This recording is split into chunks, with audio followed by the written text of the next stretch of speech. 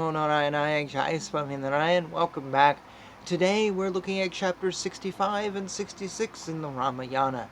Chapter 65 has the heavy title of King Dasaratha's End. After the night was over, on the next day, the highly accomplished, very learned, auspicious singers of praise, separately, one after another, recited the glory of the king after reaching the palace of the king. The high-pitched benedictions of the king by those experts in praise, and the sound of their praise spread all over the palace. When those bards were singing praises of the king, those who clap and sing clapped and sang about the wonderful exploits of the king. Due to the sound produced by them, the birds sitting perched on branches of trees and some in cages found all over the palace awoke and began to twitter. The sacred sounds uttered, the music of the veena, songs about the exploits of the king, and blessings in the form of verses completely filled the palace. Then the experts in the rites who were skilled in performing royal service, a large number of men and women and eunuchs assembled as on former occasions. At the proper time, bath attendants brought water in a golden vessel mixed with yellow sandal paste according to the custom. Then several other young maids brought auspicious paste and articles pleasing the senses for completion of the bathing ceremony. All the presentations to the king as per daily practice, which were of the best quality and which were endowed with wealth and auspiciousness, were worshipped. All of them waited for the sunrise with great enthusiasm, without reaching the king, with a mind in doubt as to what had happened. Then those sleep women attendants of the king who had unrestricted access came near the king and tried to wake him. Those people with proper conduct, with humility and tact, after touching the bed, could not find even a minute sign of life. These women, who were expert in matters relating to sleep, could find from actions and movements the nature and intensity of sleep, started shivering since they had doubt whether the king was alive, and appeared like the shaking reeds standing in running water. Those women who got doubt on seeing the king, when they saw him closely, they found that the evil doubt was really true. Defeated by the sorrow due to their son's absence, both Kausalya and Sumitra were sleeping as if possessed by death, and did not wake up. Kausalya, who had no luster, who was ashen, who had sunk down due to sorrow, was lying down with limbs contracted, and did not shine like the stars covered by darkness. Kausalya, the king, and Sumitra were sleeping one after another, and both queens were drooping to do a lot of crying, and did not have any luster. Seeing those two auspicious queens and the king sleeping silently, the women of the private apartments considered that the king had lost his life breath. Then those women, who were like a herd of she-elephants who had lost their leader of the herd, the male elephant, in the forest, wailed bitterly and loudly. Kausalya and Sumitra, hearing the sound of their cries, suddenly recovered their senses and woke up. Kausalya and Sumitra, after they saw the king, touched him and cried out loud, "O Lord!" and then fell down on the earth. Kausalya was lying down on the earth, coated with dust, like a star which fell down on the earth. She did not shine. When the king became ceased of activity, and when those ladies saw Kausalya had fallen on the ground, they felt they saw a slain female elephant.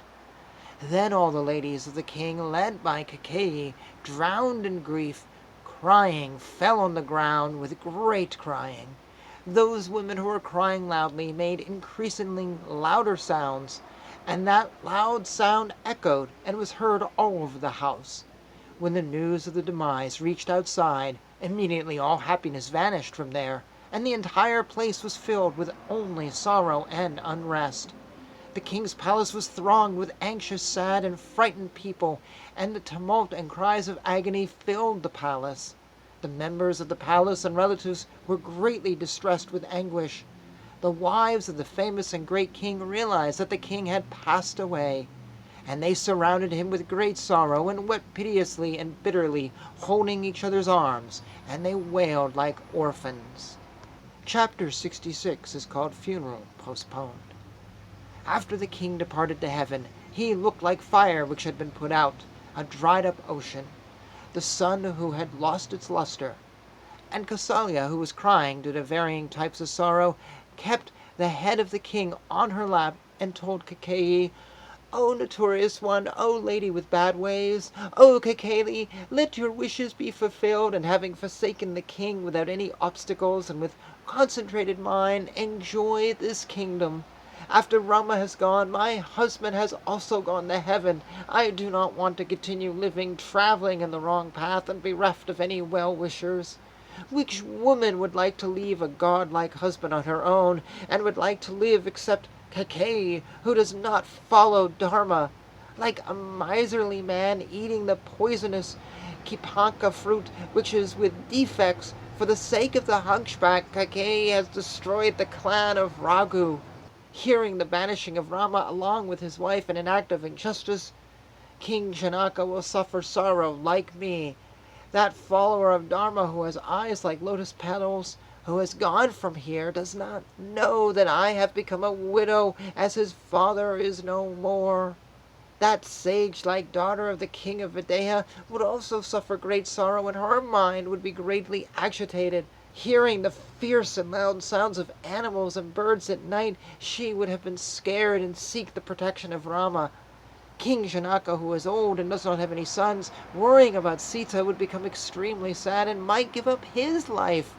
Being his virtuous life now itself, I will choose death by embracing him and entering his funeral pyre." The attendants of the queen led away that unfortunate and highly distressed Kausalya, who was crying, embracing the body of the king. Thereafter the ministers, as per their instructions, placed the body of the king in a tub of oil and performed the ceremonies that needed to be done. Those ministers who knew everything did not desire to do the funeral rituals in the absence of the sons, and protected the body of the king.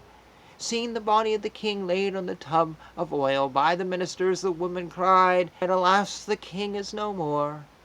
With piteously uplifted arms, and with entire faces drenched by tears and crying due to great sorrow, they lamented helplessly. "When we have already parted from the truthful Rama who speaks with sweet words, O king, why did you also go away? First Kakeyi, with evil intentions, made us to be away from Rama, and how can we who are widows live near that slayer of her husband? That competent, sagacious, and auspicious Rama has always been our protector as well as your protector, and he has gone to the forest, abandoning the royal wealth. Without you, as well as that valorous one, being bewitched with sorrow, how can we live, being abused by Kakeyi? She has given up the king, Rama, the powerful Lakshmana, as well as Sita. Why will she not cast us out now?" Those blessed women of King Dasaratha, who having wetted themselves by a rain of tears due to very great sorrow, convulsed on the floor without happiness. Like a night without the moon, like the women without husbands, that town did not shine without that great king. With people filled with tears and women shouting in great anguish, and with empty courtyards and roads, the city did not shine. When the king started his journey towards heaven, with the women who were the wives of the king lying on the ground, the sun ended his journey and the darkness of light set in.